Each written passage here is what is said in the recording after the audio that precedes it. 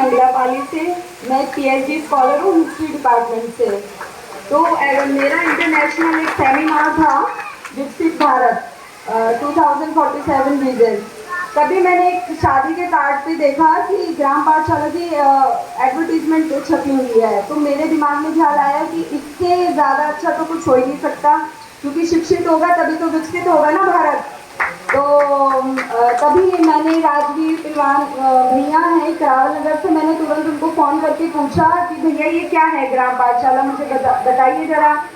तो उन्होंने मुझे लाल बहादुर सर के बारे में बताया, उनका फ़ोन नंबर दिया कि आप इनसे बात कीजिए। इन्होंने 1700-1600 लगभग लाइब्रेरियाँ बनवा चुके हैं इतने सारे गाँवों को प्रेरित करके। तो मैंने सर से बात की, सर ने मुझे टाइम दिया। मैंने कहा सर मैं इस पर रिसर्च पेपर लिखना चाहती हूँ, क्योंकि इससे अच्छा रिसर्च का टॉपिक कोई हो ही नहीं सकता। आज के टाइम में विकसित भारत के लिए सबसे बड़ा अगर मेरी नज़र में कोई सहयोग दे रहा है तो वो सिर्फ ग्राम पाठशाला दे रही है, क्योंकि वो ना कोई गवर्नमेंट से हेल्प ले रही है ना किसी और से, और सब गांव वाले खुद अपने आप इकट्ठा करके और फिर अपने गांवों के लिए लाइब्रेरी बना रहे हैं, जिससे बच्चे नौकरियों में निकल रहे हैं, शिक्षित हो रहे हैं। लेकिन फिर भी इसके बारे में किसी को कुछ नहीं पता। विकसित भारत में इसका कहीं नाम नहीं है जो मैं देख रही हूँ। लेकिन हाँ, अगर कोई बुराइयाँ होती हैं नेताओं की तो वो फटाफट से आ जाती है किसी में भी पेपर में लिख के। तो मैंने कहा नहीं सर, मुझे इस पर रिसर्च पेपर लिखना है। मैं सर के घर गई, सर ने मुझे टाइम दिया और सर इतने डाउन टू अर्थ था, उन्होंने मुझे पूरा डिटेल में बताया, समझाया।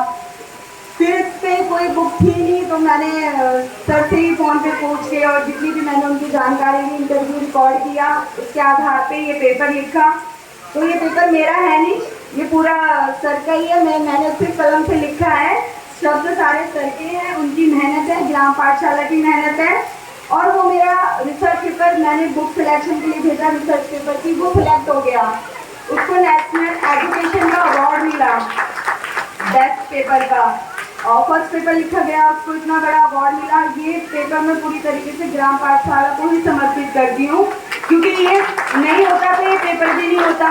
और मैं जगह जगह नहीं जा सकती ग्राम पाठशाला की टीम के साथ, बट मैं अपनी तरफ से एक छोटा सा सहयोग देना चाहती थी कि मैं कुछ कर पाऊँ, कुछ लिख पाऊँ। जो इतनी मेहनत कर रही है ग्राम पाठशाला की टीम, वो कम से कम लोगों तक पहुँचे, और जो स्टूडेंट इस लाइब्रेरी में बैठ के पढ़ रहे हैं एटलीस्ट वो ये रिसर्च पेपर की बुक अपनी लाइब्रेरी में रखे, ताकि उनको पता चले कि जड़ कहाँ से, ये शुरुआत कहाँ से हुई और कितनी मेहनत से हुई, और कैसे 9 to 5 की जॉब करते हैं आप पूरा वीक, लेकिन फिर भी संडे को उठ के चलते हैं और फिर इतनी मेहनत करते हैं, सबको प्रेरित करते हैं लाइब्रेरी बनाने के लिए। तो आप कितनी मेहनत कर रही हैं, लोगों तक पहुँचना चाहिए, उनको पता चलना चाहिए। और किस तरीके से इसका संचालन हो रहा है, ना कोई अकाउंट है, ना कोई पदाधिकारी, वरना आजकल हर संगठन में सबसे पहले पदाधिकारी और अकाउंट ही होता है डोनेशन लेने के लिए, जो इसमें नहीं है। ये चीज़ मुझे सबसे ज़्यादा अच्छी लगी।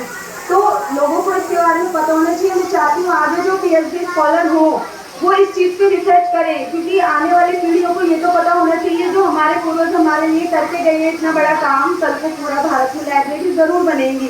जिस तरीके से सर और आप सब टीम मेहनत कर रहे हैं तो ज़रूर ये बढ़ता ही जा रहा है और आगे भी बढ़ेगा।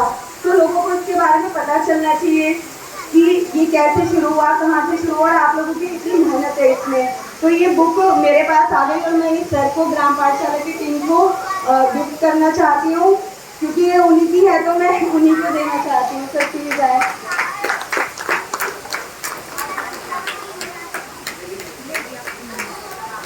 ग्राम पाठशाला वाली टीम, आप प्लीज सभी लोग आ जाइए। आप सर आइए, प्रधान जी आज सर आप सभी आ जाओ ना।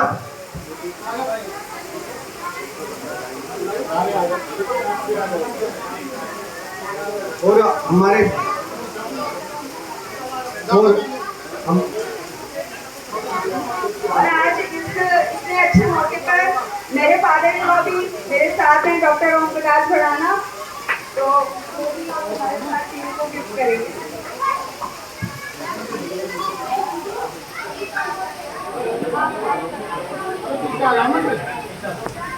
ये क्या